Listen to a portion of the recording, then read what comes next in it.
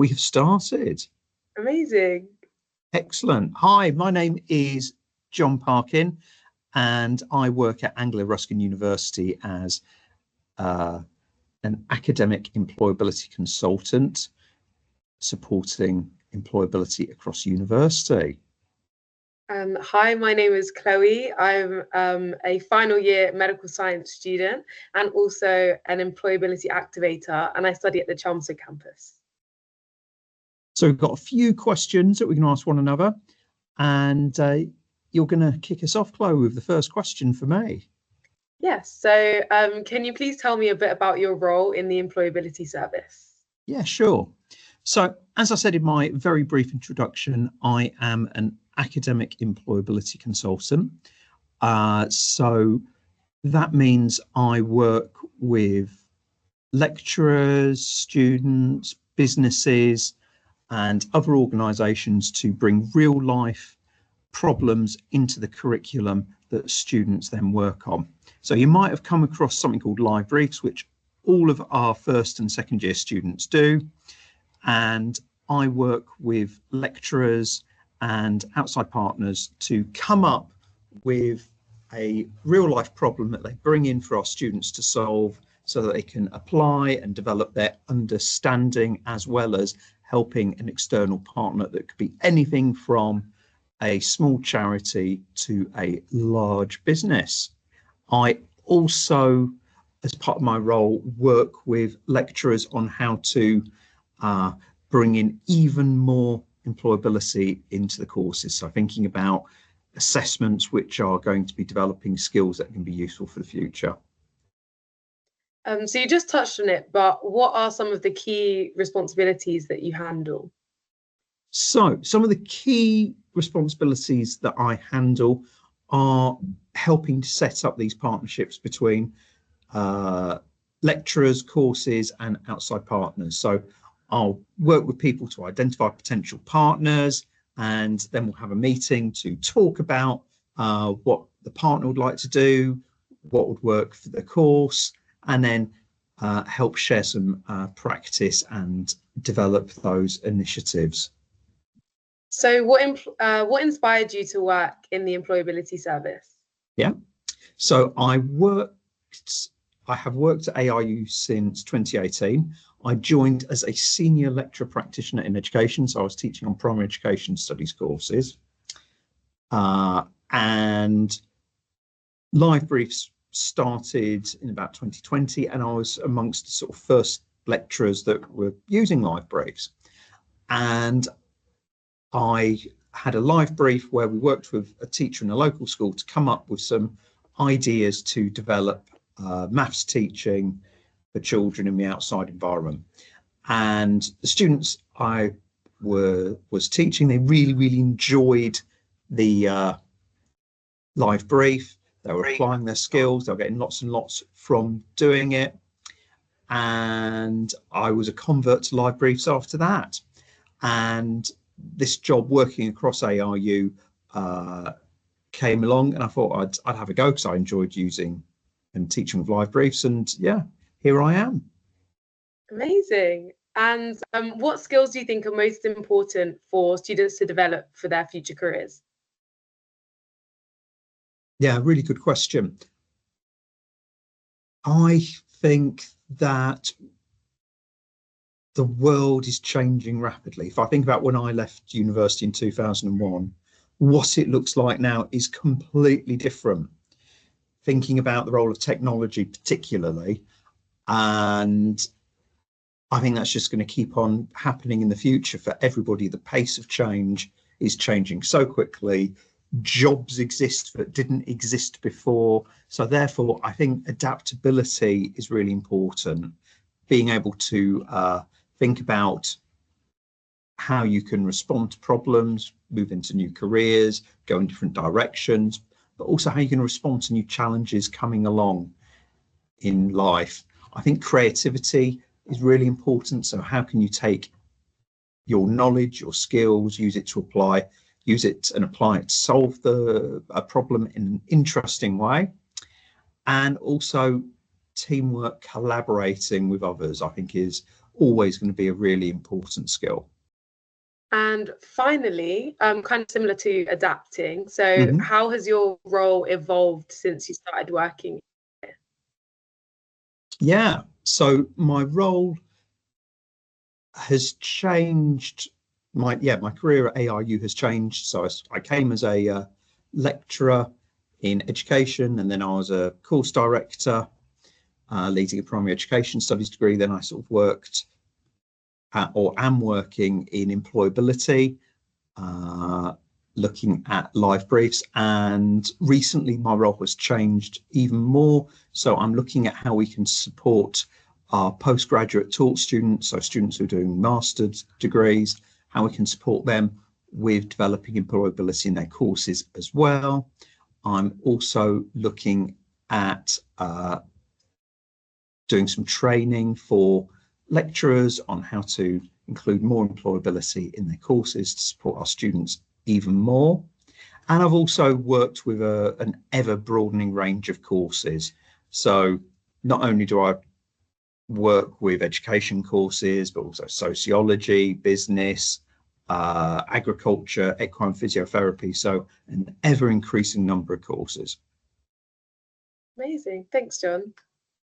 All right. So now over to you. And I've got a few questions for you now. So what is your role as an employability activator? So as an employability activator, I kind of guide students with all things employability. So that's from careers events to Futures Festival, where the employability service kind of help out with students with their CVs and different things like that. I've also been involved in the drop-in service, and I'm there kind of helping students with their CVs, cover letters, and kind of signposting them to like Handshake and the Career Centre, and really like connecting the students that way. Great. So lots of different things. My next question, what career path are you interested in pursuing after graduation? Or if you aren't sure, what actions are you taking to figure out your next steps? Yeah, that's a really good question, because when I came to university, I wasn't sure. I had no idea what I wanted to do. I just kind of chose my course as medical science because I enjoyed it. So kind of what I was doing to get experience was doing different internships. And I've always been interested in healthcare and pharmaceuticals. So kind of doing things like that. And now I actually hold an offer for the NHS graduate management training scheme, which is really exciting. So it means that when I finish and I graduate, I've actually got a job lined up, which is really, really good. And that's kind of setting me up to be a future leader in the NHS and kind of like the management teams, working across different hospitals, and then developing my career in the NHS. Now, congratulations on that. I'm sure it's going to be a really rewarding career.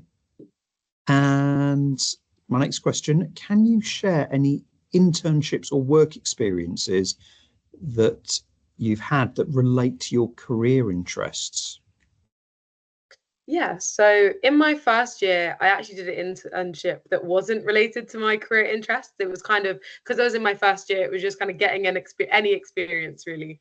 And I ended up working as a business analyst for BAE Systems, which was in consulting, and kind of it really helped me with skills in terms of like professionalism and management and working in the corporate world, because I had no idea what that was about. So that was really good. So then in my second year, that's when I was like, no, I really want to find something that does link to my sector, even though I do like the professionalism of everything. It's better to find like something a bit more specific. So then I worked for Vertex Pharmaceuticals as a marketing intern, and that's where I kind of really had this interest in healthcare communications, and that's kind of where I want to take my career. So I think doing that, I accessed that through the 10,000 Black Interns program. So that's another really good program. That even this year I have another internship at Blackbridge Communications in marketing. So again, it's kind of like, because I was interested in marketing, I just wanted to see like a different side of it, especially before starting my like future role and things like that. Sounds like you've had a lot of varied experiences, which is really good. So what resources or workshops offered by the Employability Service have you found the most useful? Yeah, so the Employability Service offer loads of different things for students. So that's actually how I became a student ambassador, by being involved with the things that they offered. So, for example, I joined the Career Mentor program. So Katie actually set me up with a career mentor, and I met with him in 5 kind of like structured sessions where we were talking about my career and like planning out and mapping out kind of what I wanted to get out of my different experiences. And I think that program actually helped me kind of shape, what I'm going to choose in terms of like internships and jobs and things like that, which was really good.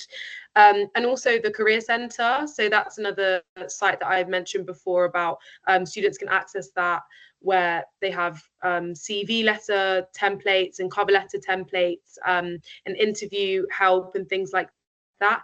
And they can also book an appointment with their careers advisor. So those sort of things, like for me, I know that the CV really helped me when I was applying for jobs and applying for internships, because then I can like edit it and tailor it to each application that I made. And as well as that, we also have Handshake, which is really good. And that's actually where I found my first internship, because they have a long list of jobs on there. Because I think I saw it on Handshake, and then I also saw it on the Bright Network, which was really good in terms of like giving me opportunities. And then also the drop-ins. So like I mentioned before, I've helped out on drop-ins, but also when I wasn't an employability activator, I used to go to drop-ins and speak to the careers advisors and kind of ask them for help, and they'd be able to look over my CVs and things like that. So there's loads of resources for students to use, and I've definitely made the most of them. Yeah, that's important, isn't it? Making full use of things that are available to you. Yeah. So, can you describe a specific instance where the Employability Service helped you with career planning or job search?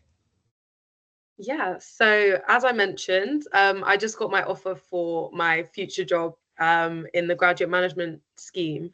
And that was not easy. So I've applied for so many different jobs and so many different kind of industries, kind of in the same industry, but different roles. So like marketing, consulting, life sciences, healthcare, management, loads of things. And I had an initial meeting with my ECA, Kriya, and she helped me kind of map out all of the jobs that I was applying for. And then I made like a tracker. So I had all of the job descriptions, all of the application deadlines and things, and then tailored my CV to each one and kind of made like individual folders and stuff on my laptop, so that when I was applying for things, if they called me up, I knew exactly who it was and I could like contact them that way. And I think it's been really useful in terms of, even though I've just got this offer and I've got this job, like I have got many interviews from many different companies along the way and many different things along the way. So I think if I didn't do that, and if I didn't speak to my employability advisor, I probably wouldn't have got as far as I did, because she really did help me with like tailoring my CVs and doing like mock interviews. I remember we had like a little mock session where we were talking about the situational judgment test and the assessment centers, because there's loads of different stages for these things as well. Because at first I used to think it was just interviews, but like there's like tests and there's like applications and loads of different things you have to do. So she really helped me with that. So yeah. Yeah, so it sounds like it's taken a lot of time on your part to sort of get that job. Definitely. Like I think I started applying for all of my roles in November. No, not even November. When I came back, like in September, I started applying, because I remember I was looking and I had some interviews in January. I've had some interviews all the way along until now. I finally got my offer in April. So it's a long process. How do you balance your academic responsibilities with career planning and job applications? Yeah, so You that already is touched on that a bit. yeah. Yeah, we touched on it a little bit, but in terms of planning everything out, is just making sure that I know kind of what my timetable looks like. So putting everything in my calendar so that I kind of am able to move things around when they come. And making sure that I prioritize my academics. So I think sometimes I get lost in all of this extra stuff, but actually, like I am at university for my degree as well. So just making sure that I block out time to study and things like that as well. And then taking on too much externally, because obviously applying for jobs, like I said, is like a big process of, you know, tailoring your CV, tailoring your application. So it's like making sure you dedicate time for that, but then not letting it like consume you. Because I think there was some time where I had to like take time out and be like, actually, I need to just focus on my academics and let the interviews and stuff roll in. Because I think I stopped applying for things in like maybe February, March time, because I was like, actually, I need to just focus on like my academics so that they don't fall behind. So just making sure that you prioritize, really. And my last question, what motivates you in your role as a student employability activator? Why did you take on this role? Yeah, so as an employability activator, like I said, you kind of have to be an advocate for employability. And it was something I was doing anyway. So when Katie kind of approached me to do the role, I was like, well, I love posting on LinkedIn. I love doing all these things. I love talking to students about my employability. And it was kind of like I was able to help myself. But then if I was able to use the knowledge and stuff that the employability service has helped me with for other students, I feel like that's kind of like the perfect pairing. So I was like, that's a great role for me. So that's why I wanted to do it. And I've really enjoyed my time. And it's a shame I'm leaving, but it's been fun. Great. Well, thank you so much for your time. I've really enjoyed talking to you. Yeah, I've enjoyed talking to you too. Thank you.